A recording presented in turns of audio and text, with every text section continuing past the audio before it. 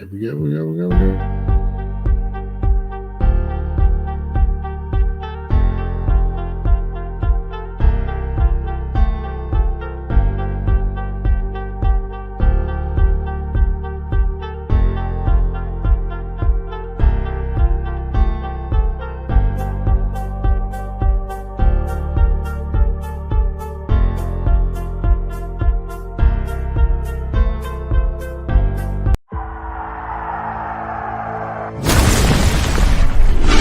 Here is Jeff, the host of the Gridiron.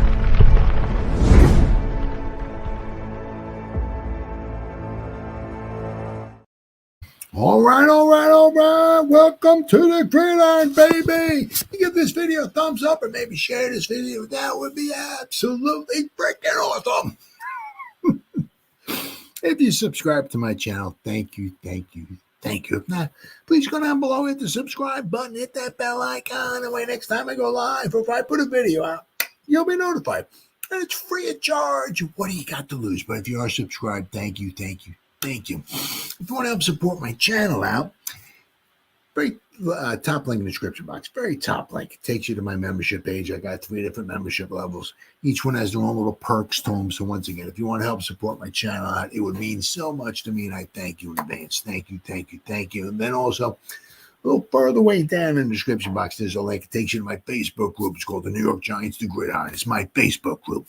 I have over 9,400 members in the group. It's doing simply marvelous, might I add. Basically, if I'm alive and breathing, and if I got internet access, I'm putting stuff in this group darn near 365. It's called the New York Giants The Gridiron. It's my Facebook group. Please join it. You will not be dissatisfied. I promise. All right. Well, we're getting. It's a little, I mean, I was, we're used to, getting waffled on Sunday. I mean, that's almost a given with the Giants. Then obviously, you get 7 days off and you play again Sunday. Nope, not the case. So you have to wait till Monday night. So Monday. But we're going to be going over some of these injuries. So hopefully, the one nice thing about that with the injuries is that as not only do the Giants not only don't play on Sunday, but they don't play Monday, but they play Monday night. So they got a long extra day, over a day, like an extra 30 hours or so before they got to play normally. So guys like, I'd be surprised if maybe Burnsy ain't playing, but I'll give him another 30 hours so to recuperate. Now, obviously, what he has, I'm sure, isn't going to go away in an extra 30 hours, but every minute helps. So, and we're going to need him on the field because, I don't know. I mean, I see the Giants scoring maybe 1 point in this game, maybe half a point, maybe. So we're going to need all defense, all hands on deck, that's sure. But talking about defense, right? I mean, yeah. One thing, I know everybody hates Gettleman, and I hate Gettleman. I don't even think Gettleman likes Gettleman, but one thing you got to give him credit for, right, is, he did draft Andrew Thomas, right? Of course, Andrew Thomas gets injured every year. But he did also draft Sexy Dexy, right? I mean, if you do look at it, right, I mean, we had I don't want to say the Fab Three. I mean, my God. Oh, my kid. Drafted, of course, that first round, we got 3 first rounders, so, right? Of course, it was Daniel Jones. Then, of course, they traded up back into the first round to get DeAndre Baker, which, once again, just goes to show you is that, that's why it's so important to hit on your draft picks. Now, to be fair, also kind of if we didn't up with DeAndre Baker, right, we may not still be looking for another cornerback because we'd have Baker if he was any good. Right? We'd have Banks, Baker, and Cordell Flott, who may not have drafted Phillips. So, thanks to Gettleman, up. Possibility, reason why we have Phillips, right? I'm saying, but it just, goes to show you why it's so important to hit on those draft picks, right? Said, if we had Flott, we had Baker, we had Banks, that third round pick we had on Phillips would have gone to somebody else. Right. So that's why it's very important to hit on those draft picks. But, possibly because we missed out on the, Baker just, dude, I don't know. Whew. We've had some bad picks in the first round, and Baker's got to be right up there with one of them. But because possibly, one of the reasons possibly that, because he missed out on a cornerback there, right? And here we are, a few years later, still looking for another cornerback. And maybe that's why we picked up Phillips. But you got to give Gettleman a little bit of credit. Not too much because he was a moron, but got to give him a little bit of credit because he did pick up Sexy Dexy. Right? And Sexy's on a tear. He's on a historic tear. Next Gen Stats highlights Dexter Lawrence's dominant start. Dexter Lawrence is off to the most dominant start of his NFL career. The Giants are just 7 games into their season, and yet the 6th-year defensive lineman has already set a new career high with 9 sacks. Wow. Topping his previous high of 7.5 sacks set in 2022. Lawrence's 9 sacks also leads the NFL heading into Week 8. How crazy is that? Next Gen Stats recently highlighted Lawrence's elite performance thus far this season. Lawrence is the league leader in sacks despite, it's crazy, despite facing a double team rate of 63.3%. Not only is this the highest double team rate of any player has faced this season, but it is the highest mark any defender has seen dating back to at least 2018.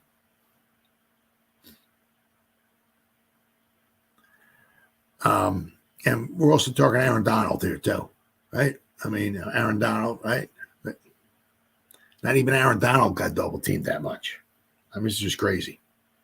Lawrence's 9 sacks through 7 weeks is the highest total by a Giants player in the first 7 games since Pro Football Hall of Famer Michael Strahan had 12.5 in 2001, obviously when he also set the NFL record. The only other player to exceed Lawrence's total in 7 games is Leonard Marshall, who had 11.5 sacks in 1985, when the Giants set a team record with 68. Marshall finished with 15.5 sacks. So Marshall had, 11.5 sacks kind of halfway through the season, and in the last half, he only had 4 sacks. So it says, Dexter Lawrence has been double teamed 63.3% of his pass rushes this season, the highest rate faced by any player since at least 2018. I mean, it's just crazy. I mean, absolutely crazy. But, Sexy, he likes to talk a lot of trash and stuff like that on the field. But, he's rather usually kind of humble and all that and everything when he's talking to the media. So he said, it's not just me, honestly, which it's true. It's a team. If nobody's covering back there, quarterback's getting the ball out a lot faster, and therefore Sexy doesn't have a chance to get to the quarterback. If I got the ball out fast enough, nobody's sacking me. If I can actually get the ball from center, I can get rid of it.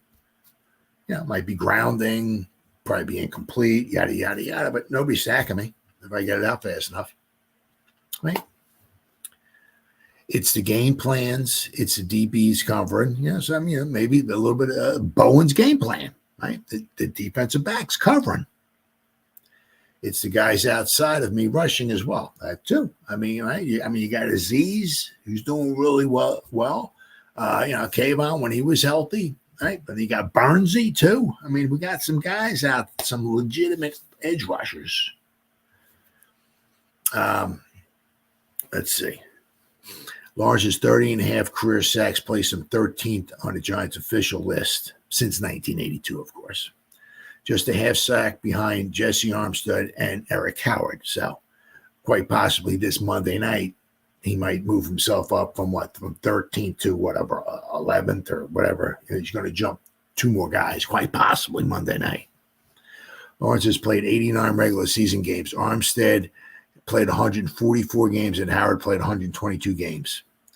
Defensive tackle Keith Hamilton, who played 173 games for the Giants from 93 to 2002, holds the franchise record for interior lineman with 63 sacks. Let's see, with Lawrence's help, the Giants currently lead the NFL with 31 sacks, their highest total through 7 games since they had 37 in 1985. A year ago, the Giants had 11 sacks through 7 games, 11. And they finished with 34. So they finished with 34. So there's a possibility. They got 31 after 7 games. So just, right, if they get 3 sacks, well, we wouldn't even be actually even halfway through the season. We'll be 8 games. We still got 9 to go. Right? I mean, it's this, well, I'm sure it's got something to do with Burns, but also could be with Bowen's, his system and everything, right?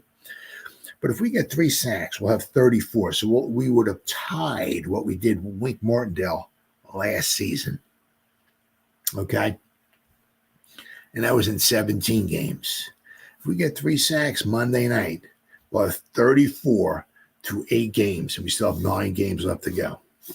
So I mean, you just look at it, right? You figure is that even if just say we're halfway through the season, because let's not forget we're going to hopefully get Kayvon back in a few weeks, hopefully, right? And if we can have Burnsy stay kind of healthy, we got Sexy, we got Kayvon, we got a healthy Azeez Ojulari. Hopefully he can stay healthy. I mean, I said, we're on pace for at least, if we get 3 sacks Monday night, we're on pace for at least 70, which would be a new record for the Giants. So, but also let's not forget the Giants. What do they say they had?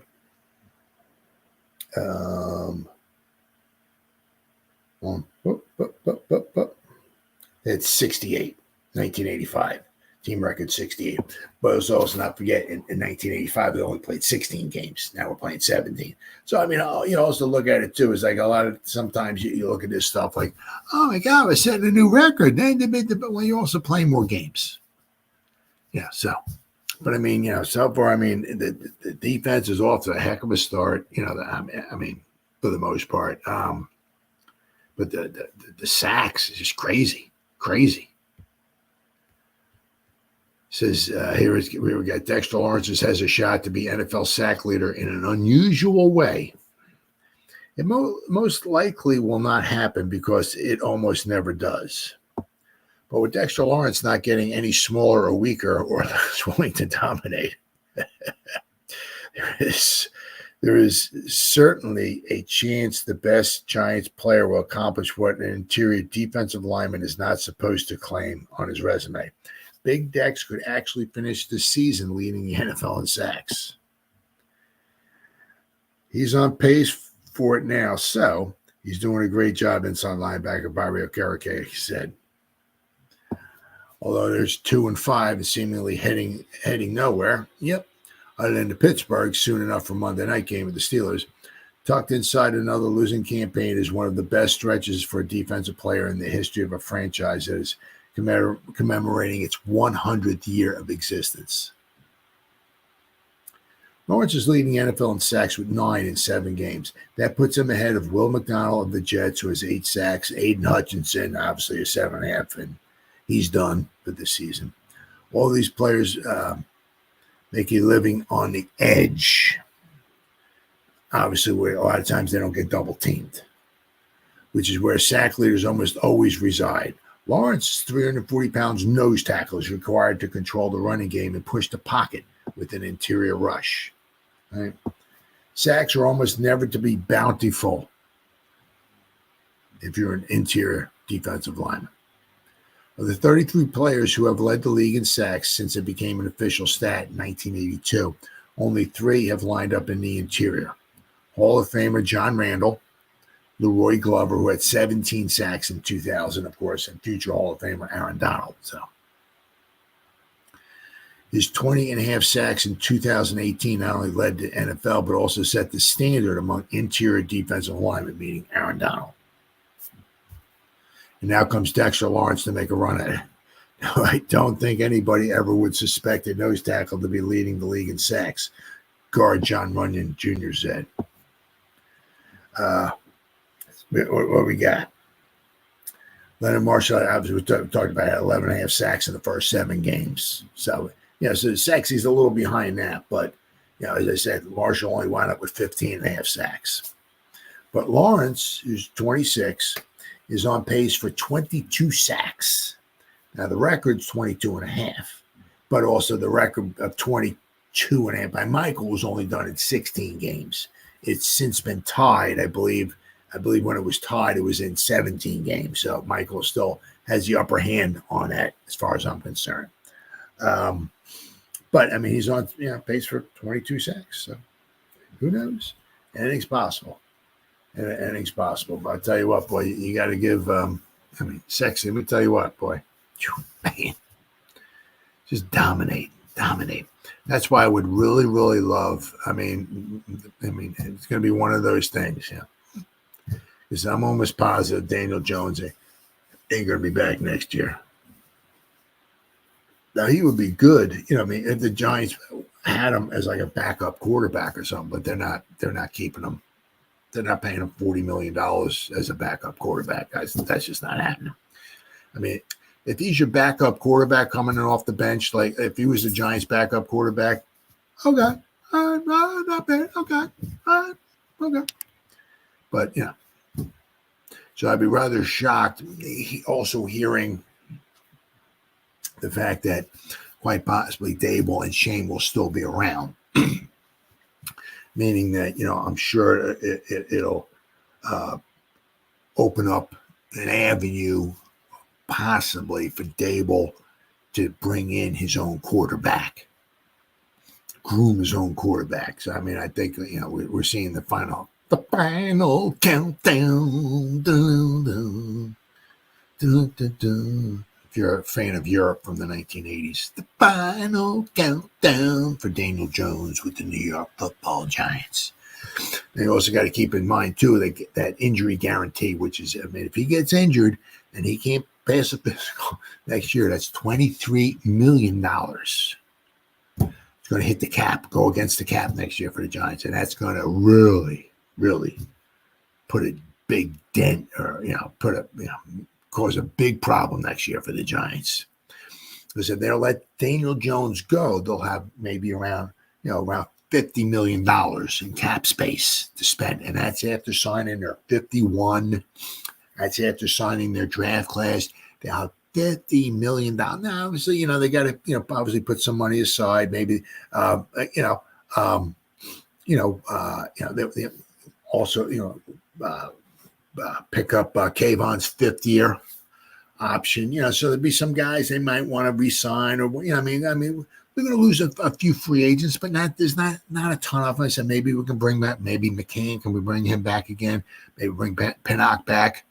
Hopefully, it's going to cost a little bit for Pinnock. McCann maybe not so much, but but we're not really losing a ton of guys. I mean, then there's also Slayton. Do they want to bring him back?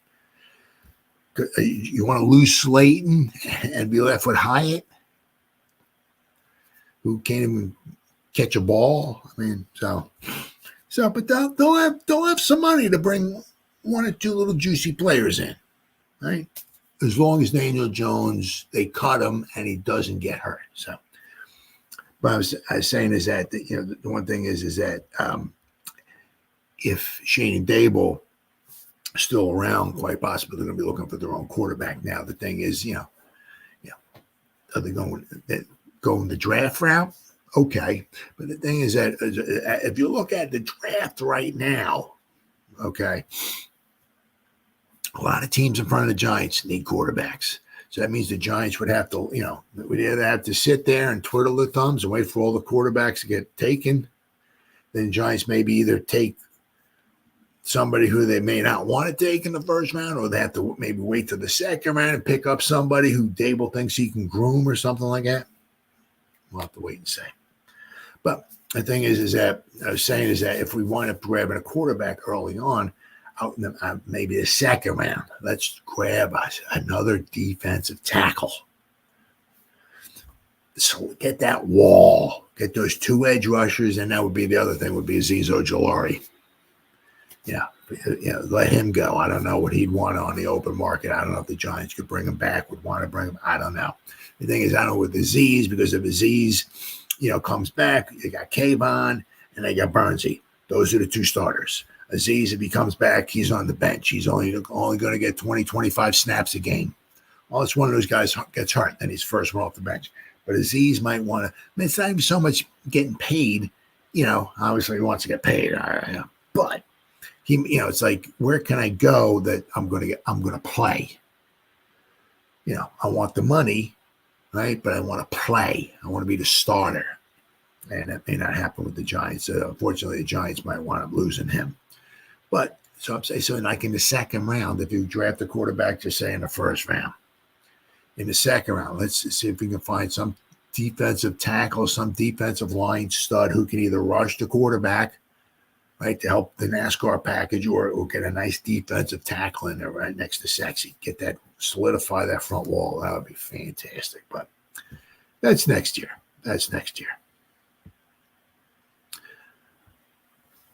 We got some injuries to talk about here. I mean, the Steelers, actually, they have some guys too, a little banged up. Once again, is Monday night we're talking about, so we got some extra time. Everybody, all the guys got some extra time to do a little bit of healing.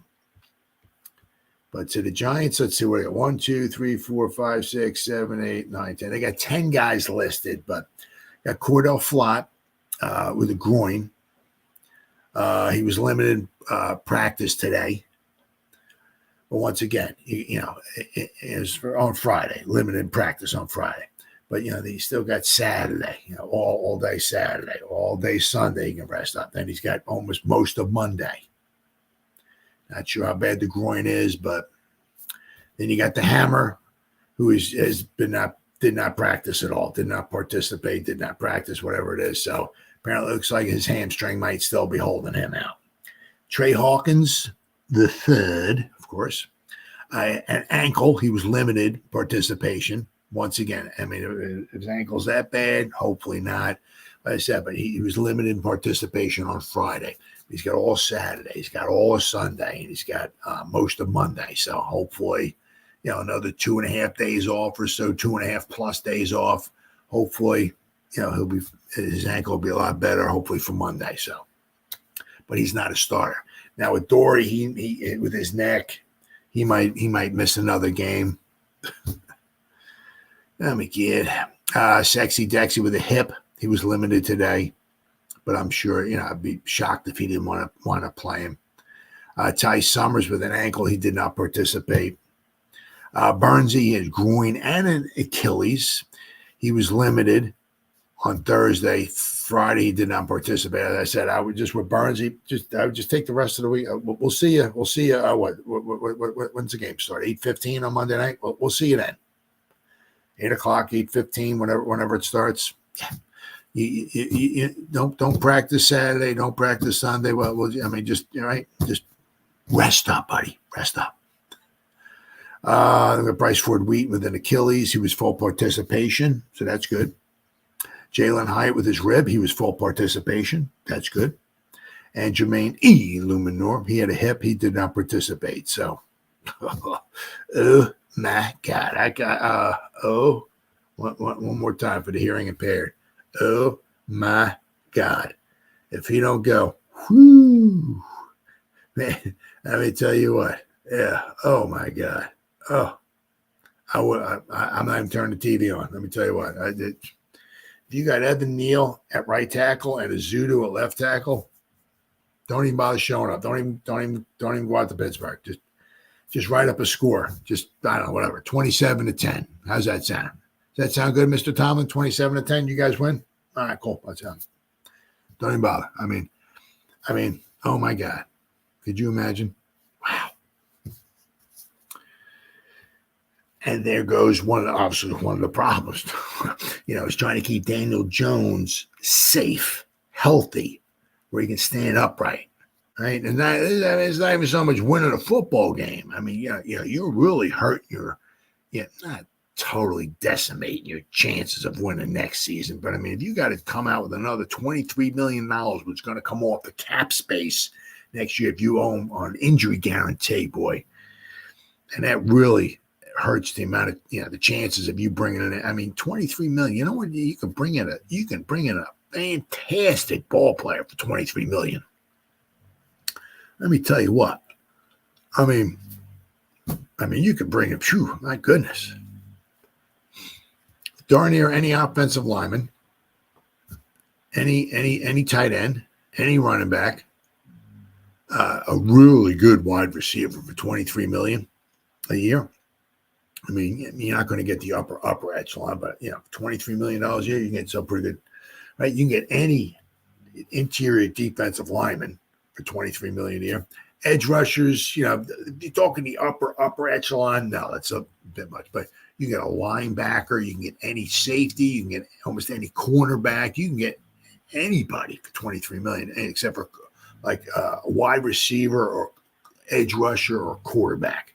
But so that's going to be that's got to be starting weighing heavily, especially if Shane's going to be back. If he's going to still be steering the USS Titanic, right, before it hits the iceberg. So at $23 million, that's a lot of freaking money. So, but the Steelers got a few guys as injured their own. Let's see where they got here. They got even more than the Giants do. Wow, what do I got? 1, 2, 3, 4, 5, 6, 7, 8, 9, 10, 11, 12. 12 guys. The Giants had 10, I think. But they got the Kazee, their one safety. He was full participation. Elliott with a back, he was limited today. Dante Jackson, a cornerback, he was full participation. One of their linebackers, he was limited with a hamstring. Herbig, another one of their linebackers, he did not participate with a hamstring. Zach Frazier, their center, he had an ankle. He did not participate. Now, I mean, the one with that, if they got the center, right, he's the guy that's got to take care of the nose tackle, right? So even if he does start, if he's got a problem with his ankle, man, they better double team Sexy every snap. Let me tell you what, Sexy's going to run amok. Let me tell you what. So Zach Frazier had an ankle. He did not participate. Dylan Cook, an offensive tackle, he was full participation. Cordarrelle Patterson, an ankle, he was limited. Benton, one of their defensive tackles, Canu Benton, he was full participation. Cameron Haywood, he did not participate, but it looked like he was just rest. That dude's a beast. Dude's a freaking beast, Cameron Haywood. And Isaac Samolo, offensive lineman, he did not participate, but he was just like a rest day. So I mean, look, that might be what do we got? 1, 2, yeah. So they might have a couple. I mean, it's still, you find out, but I mean, they might have a couple guys that may not play, but as a lot of teams there, they got guys that are banged up. The Giants, obviously, of course, a couple of the guys that are not on the list are one of our better guys. I mean, obviously, Graham Gano is not on the list, right? He's our best kicker, obviously, but Andrew Thomas not on the list. Right? So we'll see. We'll see you next year. Kayvon, right, from the defensive side, one of the best defensive players we got, right? He's not on the list because he's on injured reserve. So we also have a couple guys that aren't on the list or, who are really good players. But hopefully Luminor plays because, oh, my God, if we don't have Neil, I'm sorry, if we don't have Luminor, we got to put Neil in there. Say, if you can imagine Zudu on one side and Neil on the other, wow. We could be looking for some trouble there. Let me tell you what. So I mean, said the official injury report's not out, but I said the one nice thing is at least all the players for the Giants and the Steelers players, they have all of Saturday, they got all of Sunday, and then they have until later. They got, 18 hours on Monday to rest up as well too. So they all have a lot of time. The problem is it's nice getting that extra 18 hours or extra day or so, right, of rest because you're playing Monday night. But then the problem is the turnaround time is a lot quicker the following week when you got to play on Sunday. So there is the good and the bad. And speaking about bad, right? How about that, Banks? Huh? Not impressed. Not impressive. Banks' lack of effort is still a concern. Yeah, it's still a concern. I mean, I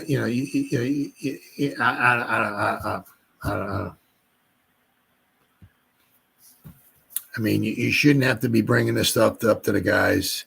I mean, it's one thing. I mean, you look at Phillips. You don't got to tell that guy effort or hitting or nothing. You don't tell that. Why are we telling our first? I mean, lack of. I mean, dude, it's football. I mean, hustle, right? So, not very impressive, but sexy. Actually, talked about a little bit here. Let me see here. On here. There we go. So Sexy was talking about this here. He said, obviously, no hustle is unacceptable. Dexter Lawrence, dogging plays is not acceptable. Giants defensive leader is setting the tone for others to follow. And it's good. But, you kind of want your other first-round pick to get the message, right? Dexter Lawrence is the tone setter for the Giants defensive unit. In the midst of an incredible season individually, Lawrence is focused on helping his team get back on track as the season rolls along. As a leader, if that means addressing something that shouldn't happen, such as a player dogging plays, he's more than willing to step up and say something. Lawrence spoke to the media on Thursday ahead of the Giants Monday Night Football matchup. Yeah. Against the Steelers. Here are some things the two-time Pro Bowler had to say. Lawrence discusses Deonte Banks' lack of hustle play. He said it's not acceptable. He knows it. We addressed it. And that's the type of thing that we don't accept it as a defense. How do the Giants prevent it from happening moving forward? When you see it, you address it. I think that's the first time something like that happened. So we addressed it, and now everybody knows that it's not acceptable. Let's see here.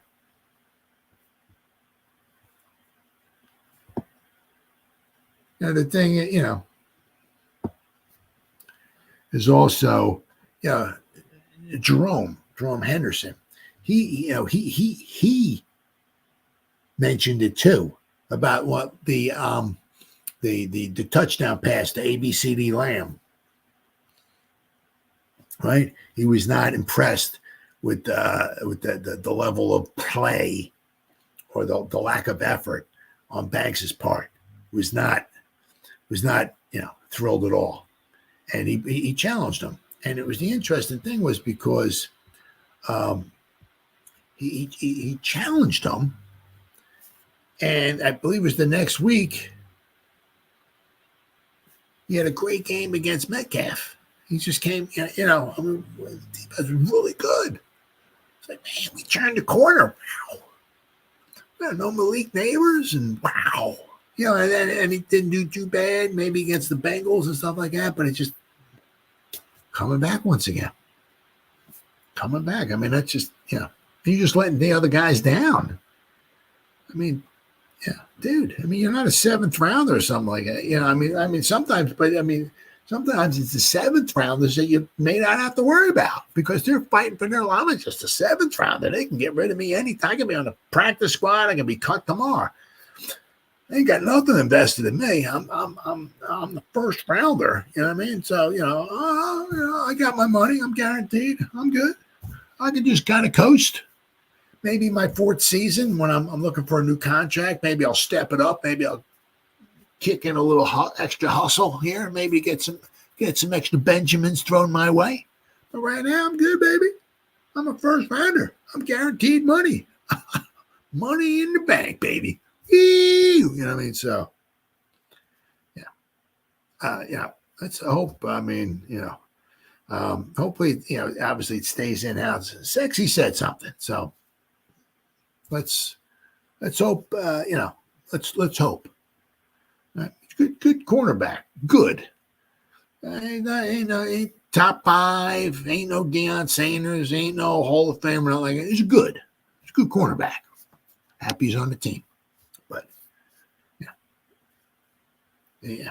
It's not a flag football league. It's tackle football. It's contact. We need some hustle. I mean, you are getting paid, right? We need some hustle from you, brother. It brings us up. Giants passing game coordinator and defensive backs coach Jerome Henderson put cornerback Deonte Banks, the team's first-round draft pick last year, on public notice 3 weeks ago for his lackadaisical effort against ABCD Lamb on a 55-yard touchdown catch, in which Banks didn't pursue the tackle as hard as he could have. I mean, come on, dude. What the are you doing? What are you doing? I mean, Henderson, who openly said he didn't like anything about the play, hoped that the second-year cornerback would get the message about effort. And at first, it appeared he did, as Banks went out and had himself a game against DK Metcalf. Yes, he did. It's like, all right, baby. Okay. All right. But, however, 2 weeks after that upset win in the Pacific Northwest, new instances showed up on tape of Banks not giving his all on every play, which upset the coaches and his teammates. I mean, dude, what are we gonna do? Tell you every week? Yo, let's give you all. Let's give it your all, buddy. We can do this. I mean, what are we in romper room here? You need somebody to tell you to give it your all. I mean, come on. What the is wrong with you, dude? Hey, Coach Brian Daboll predictably didn't go into detail about how he addressed the issue with Banks, other than to say it was addressed. Still, defensive lineman and co-captain Dexter Lawrence revealed that Banks' peers addressed the matter. It's not acceptable. I mentioned this already. Lawrence said on Thursday when he was asked if Banks' half-baked effort bothered him. He knows it. We addressed it, and that's the type of thing that we don't accept as a defense. So then there's a video here. This is from SI.com. There's a few videos there that they just kind of show a little bit of a lackadaisical, lackluster, effort on his part. It's just not impressive, man. Not impressive. This is one of Banks' most egregious plays, or lack thereof, happened during the first play of the fourth quarter when the Eagles quarterback Jalen Hurts took off with the ball on 3rd and 7. Banks started after him, but then inexplicably stopped his pursuit. Hurts gained 16 yards on the play as Henderson came flying down the sideline, enraged by Banks' lack of effort. Yep. Oh, yeah. You could see him on the sideline. He was pissed. Absolutely. After the game, Banks told reporters that he thought he could have made the tackle, but added, sometimes when you're in that moment, you just think like, nah, but I think I could have made a tackle. I mean, it doesn't matter, dude, if you think you can make the freaking tackle or not. You give your – dude, what the f*** is wrong with you? I mean, as a guy running with the ball, you do whatever you can to tackle. I'm not saying you go out and not saying by any stretch of imagination you take a guy's kneecaps out, or you try to pull him back and try whatever hurt him, but you get them fucker down. Whatever you got to do. Yeah, I mean, you give it your all.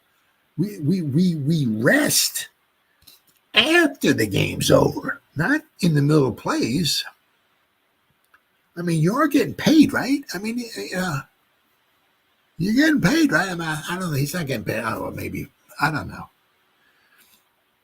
Let's say, what's he getting back? Let's see here.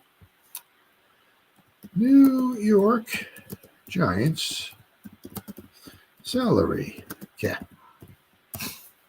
All right, I always go to Spot Track because I can read that one a little bit better. So where is Banksy at here?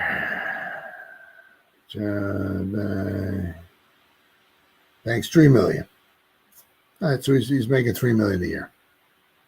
Yeah, because I mean he got he picked 25, so yeah, he's making like $3 million a year, right? So 17. He's making that 175,000 a game, something like that, right?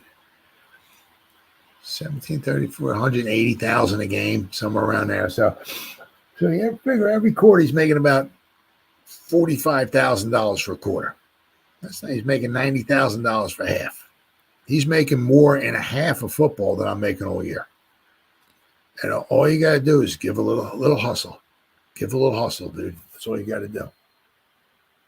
And after the game's over with, I said, you shake hands with Saquon. I mean, Saquon ran him over on the one play. It's like, he was almost embarrassing out there. You rest after the game's over. I said, that's what I'm saying. I mean, after the game's over, you shake Saquon, you shake Hurts' hand, all the guys, whoever anybody like that, you shake their hands. Yo, good game, man. Way to go. But man, you leave it on the field, dude. I'm not saying go out there and try to hurt somebody, but give it your all. I mean, is that too much to ask? You got to be reminded of that. I mean, wow. I don't know. I mean, is it like, our team stinks and we're not going anywhere again? So why am I trying to put myself out at harm's way? I'm trying to get myself another contract. I mean, I don't want to go out and hurt myself. So I don't know, man, but it's just, that's, I mean, if you got any pride, you should be, if you're told once, hey, okay, all right, okay, all right. And that's all you should be told.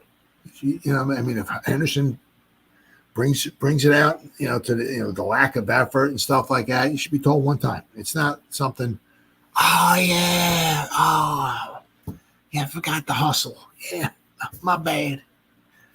I mean, you shouldn't have to be told. I mean, you're you got the big boy pants on. You're in the NFL. It stands for not for long if you keep hustling like that, right?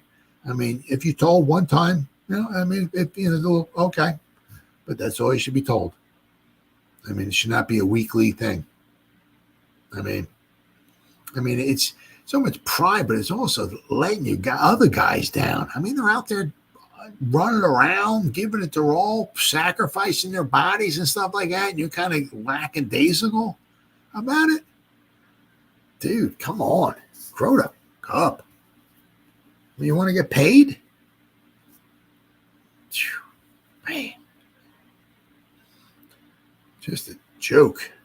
Really a joke. I mean, well, I'll tell you what, I hope it doesn't happen again, boy. I mean, I tell you what, if it happens again, I'll tell you what, I can tell you that there's a certain number 3 who won't be hitting the field anytime soon. I can tell you that much. If it happens again. And you see the bench over there? See that bench right there? Well, that's where you're going to be at the rest of the season. If everybody on our team gets injured, guess where you're going to be sitting? You're going to be on the bench, right? And it might even be where you don't even start. I don't. You know what I mean? If I'm going down with the ship here, if our team's going down, if we're losing this, that, guess what? We're going down with guys that hustle, guys that have some pride, right? Guys that give it their all for the good of the team, for the good of their teammates, right? Who give it their all. I'm not going down with the ship, I'm not putting you on the field with the other guys who do hustle, right? That's not happening. You're either going to be on the bench or you're not dressing. It's simple as that. I mean, you're guaranteed. We can't cut you, all that stuff and everything like that. But I mean, I'll be damned if I'm going to put you on the field. I don't give a rat's rear end. I'll just shift everybody. I mean, whatever. I'll put Flott, their number one guy or whatever, But I'll put Trey Hawkins, something like that. But I'll tell you what, I'll be damned if you're going to play. You've got to be kidding me. You've got to be kidding me, dude. I mean, that's just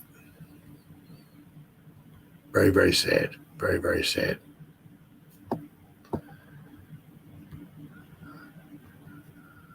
All right. Here we go. I'm a little Giants offense versus the Steelers defense. Oh, my God. Yeah, this could be pretty bad. I mean, the Steelers, thankfully, for the Giants' sake. Now, of course, that doesn't mean that, Steelers won't score a bunch of points this week, right? But the Steelers' offense is not really super terrific. Their defense is very good. Very solid. Very, very solid. So, with Watt, right? They kind of called him kind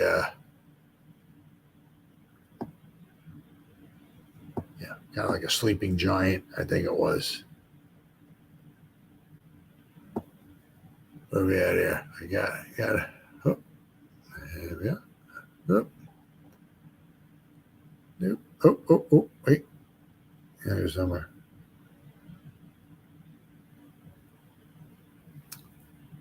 So, obviously, we got the Giants 2-5, travel to the Steelers. The Steelers are 5.5-point favorites, and the over-under is only 36.5 points. Whew. Wow. Russell Wilson and the Steelers defeated the Jets last week, 37-15 on Sunday Night Football. So I'll tell you what, if Russell, actually, gets that offense going, I mean, they got the defense. They can make a heck of a run out of it. I mean, that's going to be some good football. Let me tell you what. The Ravens, Steelers, that's going to be some good stuff there. Good stuff there. Let me tell you what. Can't wait for those games. But as I said, if Wilson get this offense rolling, oh yeah, watch out for the Steelers. I mean, Tomlin, I'll tell you what, that guy just every year, that's all he does is win football games. What a magician that guy is. Let me tell you what. Giants offense has reverted to the 2020-2021 form. They're tied for 31st in points per game. Giants have not scored 100 points through 7 games. Unbelievable. They have 10 total points in the last 2 contests. Obviously, Andrew Thomas's injury. Joshua Zudu started at left tackle. Oh, my God, what a nightmare that was. Still, the Bengals and the Eagles were bottom half defenses entering their matchups against the Giants, Giants were at home. Right? And the Giants scored 10 points in 2 games. Now the Giants need to travel to Pittsburgh for a primetime game where Daniel Jones, a quarterback, is, there's only one win in primetime. Giants have not beaten Pittsburgh since 2008. They dropped their last 3 matchups against the Rooney Run franchise. Now, the defensive statistics. All right. Let's see. Their passing EPA is 16th. Their rushing EPA, though, is 1st. Their scoring defense, they only give up 14.4 points per game, which is 2nd. So we have the 2nd best scoring defense going up basically almost against like the worst scoring offense. So you can certainly see where the Giants might score like a point. Might be the only game in NFL history where a team actually scores 1 point. We lose 31-1. Yards allowed, they're 8th. They only give up 298 points per game. Passing yards allowed, 217 yards per game. Rushing yards a game, they're 3rd. They only give up 81 rushing yards per game. Blitz rate, they only blitz 18% of the time, so they don't blitz a lot. Good boy. Pressure rate, 20 seconds. So they don't blitz a lot, but they also don't maybe necessarily get a lot of pressure. But then and the defense is just solid. They don't have to. Missed tackles. They just missed 26 missed tackles. They're second best. So they do a fantastic job of wrapping guys up. Yards after contact allowed, they're the third worst, though. So sacks, they only have 15 sacks. So they're right in the middle. All right. So they don't get a ton of sacks, a ton of pressure, nothing like that. They're just very solid, very sound. Very, very sound defense. And they give up 14 points a game so far. Giants have more than doubled their sack totals. Still, Pittsburgh's ferocious defense is specifically stout against the run. Something I'd like to see the Giants stout against. First overall in rushing EPA while allowing the third least yards on the deck. They're second in rushing yards per attempt, allowing just 3.6 yards per carry. For reference, the Giants have now allowed the most rushing yards per attempt with 5.4 yards per carry. Pittsburgh has only allowed 3 rushing touchdowns on the season. Statistically, the Giants will have a better chance scoring through the air. Something Daniel Jones doesn't do a very good job of. But he is away, right? The Steelers defense ranks among the top 5 in red zone touchdown percentage, allowing a touchdown on just 42% of the red zone trips. The Denver Broncos, Eagles, and the Saints are ranked ahead of the Steelers. Conversely, the Giants offense ranks 29th in red zone touchdowns. Pittsburgh is tied for third with 9 interceptions. The Vikings and the Saints are ahead of them. The Giants defense only has 1 interception. Darius Mursal, week 1. So the last 6 weeks, the Giants haven't had an interception.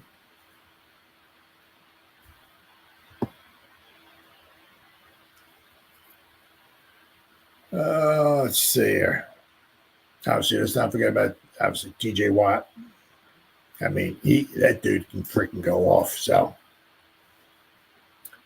they run a base 3-4 defense with a 2-4-5 nickel package and a 2-3-6 dime package. Obviously, I can't forget about Cameron Haywood in the middle.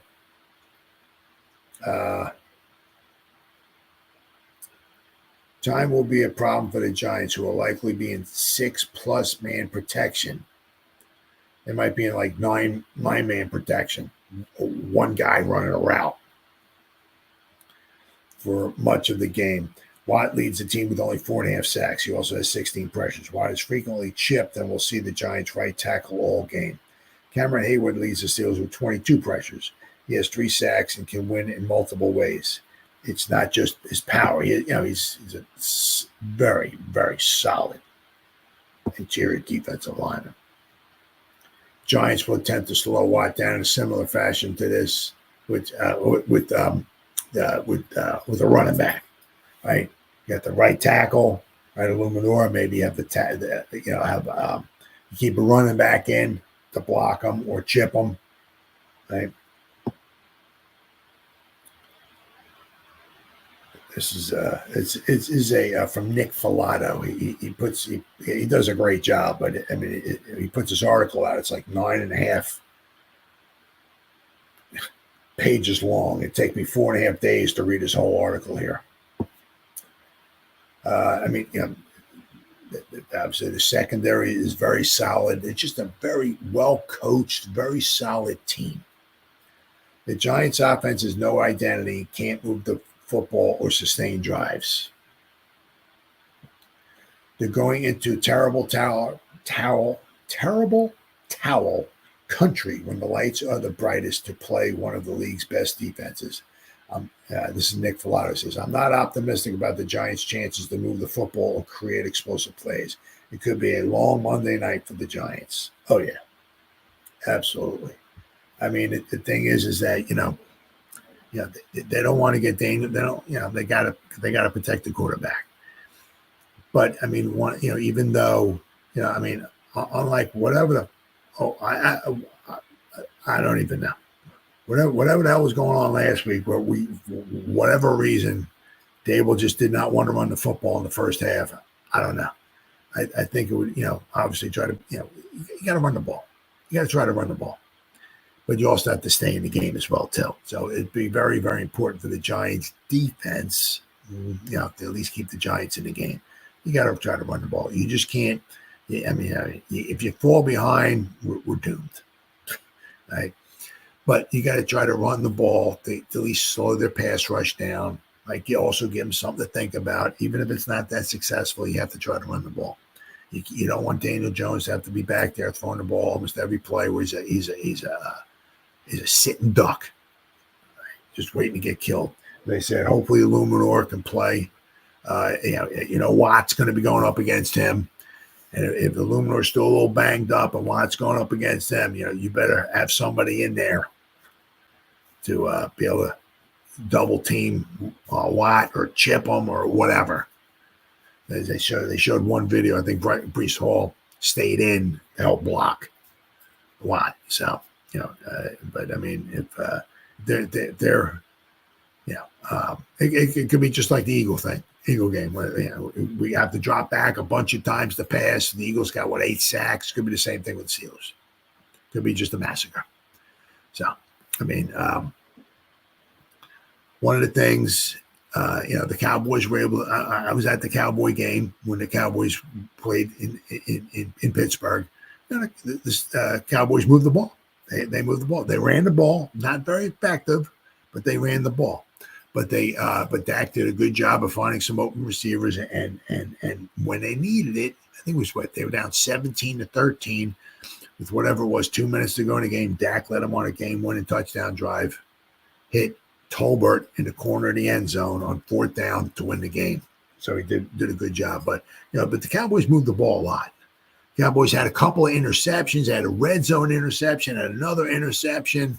So they certainly could have scored more points than 20. That is definitely sure. But I mean, the Cowboys have a decent offense. But I mean, you can move on them. You can move on them. The problem is the Giants just, I don't know. We'll have to wait and see. We don't know what we're going to get with the Giants. That's one thing you do know. You don't know. Is it going to be Seattle, where we just kept walking up and down the field? Seattle's defense certainly isn't as good as Pittsburgh. Or is it going to be like the Bengals, where the Bengals came in, one of the worst defenses in football, and we couldn't score a point on them? Same thing with the Eagles. So you don't know what you're going to get with the Giants. You have no idea. It's not like the Giants have been putting up points all year long. It's like, we'll probably score some points. I'm not saying we're going to win, but we'll score some points. You have no idea what you're going to get. No idea. Eagles do not have a phenomenal defense. We scored 3 points at home against them. I mean, you got to be kidding me, dude. You've got to be kidding me. The Bengals, one of the worst. They gave up 41 points to the Ravens at home the week prior, and we scored one touchdown against them. Are you kidding me? Are you serious?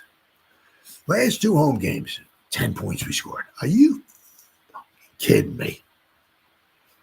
Absolute trash. So, the one thing you do know about the New York Football Giants with their offense is you have no idea what you're going to get. So, if Malik Neighbors is going to go off, this would be a good game for it. Right, keep their defense on the field, tire them out. Right, try to run. At least we can keep the game close. Right, at least try to continue to run the ball. They're very good at getting interceptions, so chances are Daniel Jones is probably going to throw at least 1 interception. If he does, don't have it be a pick 6. Hopefully he's not in the pocket. He gets hit from behind, fumbles the ball. They pick it up, running back for touch. I mean, whatever we do, we got to make them drive the length of the field. Right? No silly turnovers or anything like that. But what we're going to see from the Giants, who knows? Last week I said I think we ran the ball 4 times in the first half against the Eagles. It's like, So you have no idea. No idea at all what you're going to get from the New York Football Giants. Is it going to be Seattle or is it going to be the Eagles? You have no idea. Although you do know it's under a Monday Night Football and you know the Giants on prime time. Really, really bad.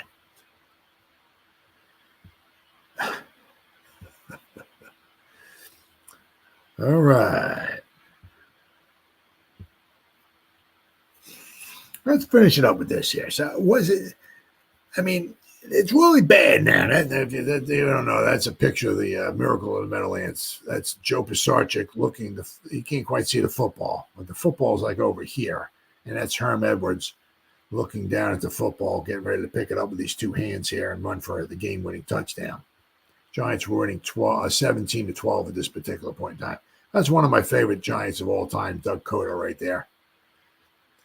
He was not a phenomenal running back, but he ran behind some really absolutely horrible, pathetic offensive lines. So, but he's number 44, one of my all-time favorite New York Football Giants.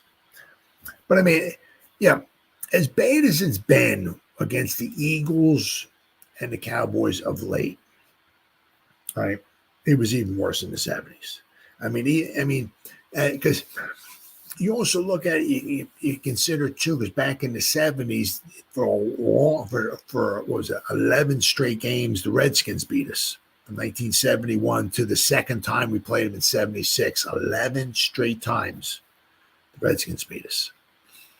So, now we've done in recent years a decent job of beating, well, the Commanders, Washington football team, Washington, whatever you want to call them, right?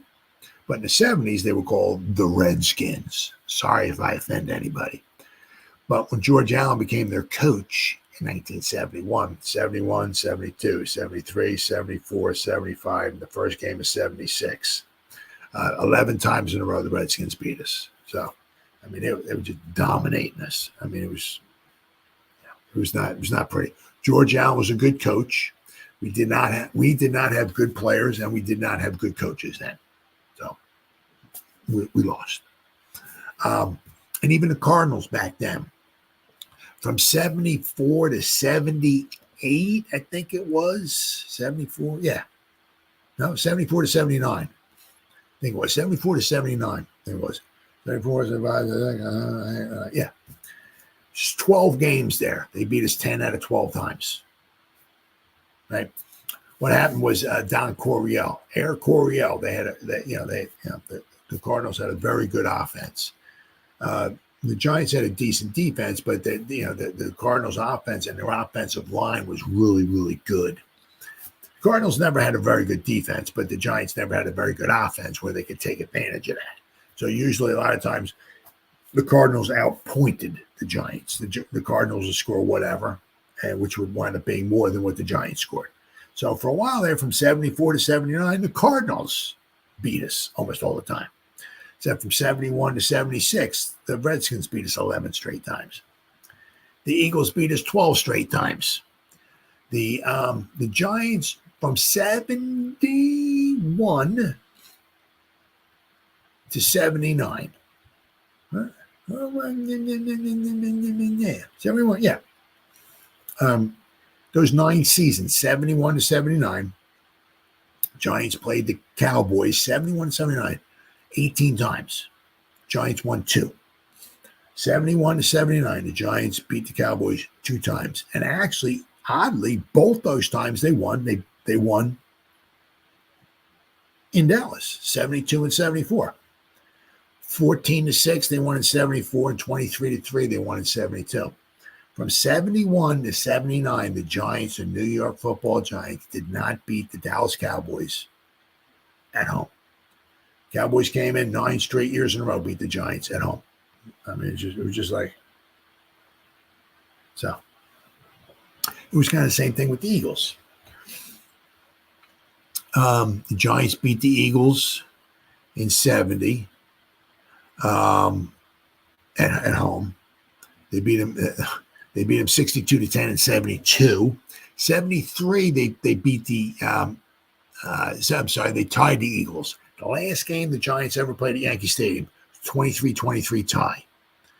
But 1974, 75, 76, 77, 78, 79, 80, 81, 8 straight years the Eagles beat the Giants in New York or New Jersey. Actually, it was they beat them in Connecticut, they beat them in Shea Stadium, which was in New York, and then they beat them in Jersey. So they won in 3 different. They beat the Giants in 3 different states. But from 1974 to 1981, the Eagles beat the Giants every time in New York. At least the Giants have beaten the Eagles a couple times at MetLife over the past few years. I mean, last year we beat them. When was the other time? Let me see here. Is it? Yeah. Okay. Well, let's see here. Yep. All right. Well, so we beat let's see. 2020. What's a bit 2021. Okay. So that's right. My bad. We beat them in 2020, 2021.